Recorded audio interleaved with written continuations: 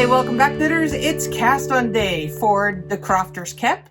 The link to the pattern is down below in the video description. This is a free pattern offered by the very talented Wilma Malcolmson, the patron for Shetland Wool Week last year and this year. She's fantastic, as is her granddaughter. And if you didn't get a chance to check out my interview with them, it's on the channel. Go check it out. I'll put a link to that down below as well. It was a delightful conversation from Shetland. Well, I wasn't in Shetland. They were in Shetland, but it was fantastic. So go check that out when you get time. But first, I want to give a hearty shout out to my two newest patrons this month. Thanks so much to Karen and Valera. Thanks for joining the Purl Together patron family. If you'd like to check out what I'm offering for a small monthly pledge, head on over to patreon.com/Purl Together. And you can see what I'm offering for a small monthly pledge, including patron knit nights, an exclusive patron Facebook group. Go check it out. Okay, so this week we're going to get started casting on. We're just going to do the corrugated ribbing for this week and then the increases. Then we'll be ready to get into the nitty-gritty of Chart B. First, I want to give you some tips and tricks for knitting Fair Isle, which is two color stranded knitting. So two color meaning you're only working with two colors on any given row. So although the pattern may have like 5 or 6 or 7 or even 10 colors in it, you're only using 2 at a time. So it's very doable. It's just one stitch at a time. If you're new to reading a chart, I have a link for that video down below in the description, and also a video about 5 tips for knitting Fair Isle, some of which I will go over here, but you might want to check that one out also. All right, let's get started. All right, here we go. I have used the long tail cast on, and I've just cast on 136 stitches as indicated by the pattern. I am using a 3.25 millimeter needle, or US size 3, and I believe this is a 14-inch cable. Now you can magic loop, you can use double points, do whatever's best for you. Obviously I'm going to be changing to double points or magic loop when we get ready to knit the crown. So we're just going to begin with chart A, which you might put a stitch marker also at the beginning of the round if you like. So we're going to purl the first 2 stitches before we add our contrasting color here. And when I add this in, I'm just going to start knitting with it. So, and then I'll weave in the ends as I go. Now, some people tie the new yarn in, and you totally could. So I have really dirty hands, actually. Goodness, I've been gardening, and that's troublesome. But it's that time of the year, so, you know, it's the way it is. The farmer hands are stained.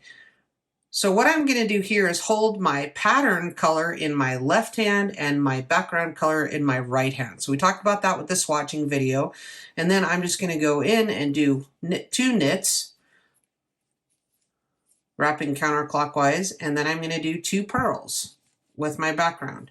So again, this is chart A, and I'm just going to go all the way around making this corrugated ribbing, 2 knits, and 2 purls. The purls are the background color. Now I may change to magic loop, we'll see, because I have a lot of shuffling going on here. So if you haven't swatched yet, I highly recommend that you do that, and you can watch last week's video. So I'm going to do 4 rows like this, and then we'll change colors again, and I'll show you how I'm going to weave in and out my colors as I go, but it's difficult to do that right in the beginning. So I'll do my 4 rows, and I'll show you how things are looking in a few minutes. The other thing I wanted to point out is if you don't want to use 2 hands, one hand color in each hand, it's okay to lay it down and pick it back up again. As I was saying in the last video though, you do want to make sure that you keep your yarns straight and that your pattern color yarn is a lower float. So what I mean by that is it's coming off the left, it's over here. Here's my purl. My purl is my background color, so I'll bring that to the front. And that float of the background color is higher up in the back than the pattern color, meaning the pattern color just goes along behind. So, okay. You do what works best for you. There is no right or wrong way. It's just however achieves a most uniform tension for you to be comfortable knitting. All right, we're working on the corrugated ribbing, and a couple of things I want to point out here is all about tension. So you definitely don't want to have things scrunched up, and spacing is super important so that you keep these floats uniform across the back. As the yarn blooms a little bit, you know, things might tighten up a little bit. So you want to make sure that your spacing here is appropriate for when that occurs. And a general rule of thumb is probably, you know, spacing these stitches out so that you can fit a needle width in between them. That will ensure that as you're bringing your working yarn across the back, that your float is going to be long enough to accommodate the space that you need for expansion when blocking, but also just that you're not creating any puckering or, you know, issues there. So what I'm going to do now is add in this other color. So I've broken off the color I was using before, and I have this tail here now. This is sometimes my method. You can weave this in. You can simply turn this over on itself like this, take your fingers up through and down around the outside so you create this little kind of a slip knot thing. And then I like to put it over the tail and just tighten it down. So there's the tail, and then I tighten this down and I just slide that right up to the base of the previous stitch. Now, and then you can weave in the ends. Now you can alternatively just begin knitting with this and weave in your ends later, and that will be fine. I'm going to weave in my ends obviously anyway, but I just feel like that provides a little extra security. The other thing that you can do is weave in by catching the floats and doing that a few stitches beforehand, and I'll show you that technique in a couple of minutes. So I'm starting to knit with this one. I'm going to take that over to the left side now because I have it secure and because that is actually the pattern color, not the background color. So I'm going to continue purling here with my background color, making sure that my tension, make sure these are all spaced out appropriately before you go in, because when you bring this float across the back, you want to make sure it's long enough, but not too long that it's, you know, that it's sloppy. Okay. So I just wrap this around counterclockwise. That's just what I do. You can drop your background color and pick up your working color. Now see what I've done there is I've made a mistake where I didn't take my yarn after I purled to the back. So that's okay. I'm just going to slide these back over to the left, take that to the back, and bring them back. It's all right. No big deal. Now I'm going to purl these next two, again, being mindful of my spacing and tension. Take that yarn to the back as it should be. Knit the next two, and carry on all the way around. So the key here is just making sure that you keep checking your spacing here as you're bringing your working yarn across the back and creating those floats. So I'm all the time just kind of adjusting. I've reached the end of the corrugated ribbing. That looks pretty fantastic. That's the first 10 rounds. And so now it's time to weave in the tail of the yarn I just finished using, which was this, you know, rusty orange. So I'm going to show you how I prefer to kind of end that. I broke that off a little bit longer than I normally would just so I'd have a little bit to show you with.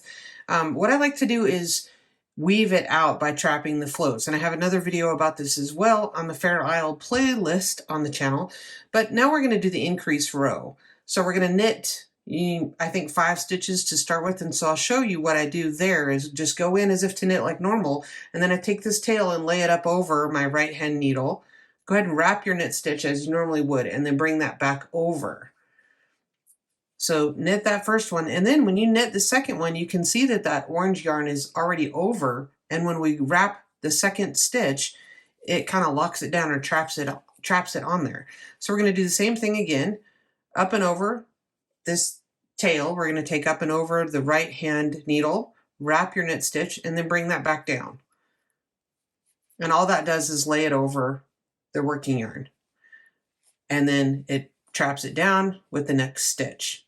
Okay, one more time, up and over, back down, and then we're going to trap that. All right, after knitting 5, we're going to make one, and to make one, we're going to pick up the strand between here with the left needle from back to front. So we're just going into it like this, and that looks like an open or twisted, a knit stitch that's oriented incorrectly. But we're going to go into it from the front, and that will twist it back the other way. Okay, so we're going to knit into that, and that's how we're going to make one. And by doing it that way, you've twisted that stitch so it won't create a hole. So now we're going to do this whole thing again, and we're going to knit 4 more and make one. Probably after you've tacked down that tail 3 or 4 times, that's plenty. Okay, so I've done my make one here, right here in the center. I need to knit one more, and then we'll do another make one. And then I'm just going to let that tail go. I'll weave those in later, and I'll show you that when we're finished. But again, when you make one, maybe I need a lighter piece of paper behind here so you can see. You go in to catch that strand from back to front. Okay, lift that up, and then you're going to knit into the front of that. Hopefully I didn't, actually I did catch more than one strand there. Okay, go into that from back to the front, and then you're going to knit into the front of that stitch, and it twists it, and that's how we're going to do our increase. You're going to do that all the way across.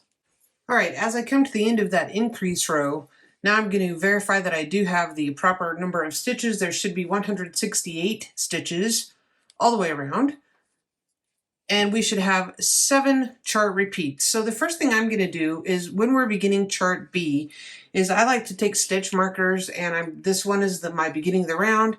And since chart B, the first 2 rows are just straight up knitting, I am going to place stitch markers at the end of each chart repeat. So that's super handy for later, and you'll see why as we get into chart B next week. So just go around and knit 24, place your stitch marker, knit 24, place marker, and so forth all the way around so that you have those chart repeats separated from one another.